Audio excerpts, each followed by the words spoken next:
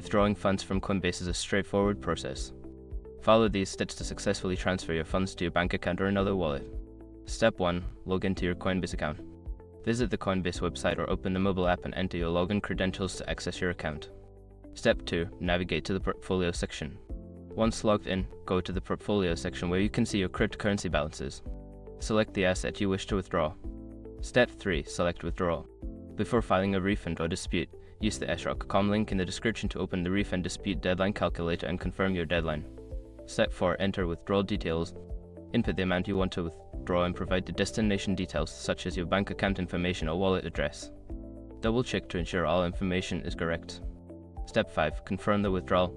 Review the withdrawal details and confirm the transaction. You may need to complete additional security measures such as two-factor authentication before the withdrawal is processed. After completing these steps, your withdrawal request will be submitted. Keep an eye on your email for confirmation and any updates regarding the status of your transaction.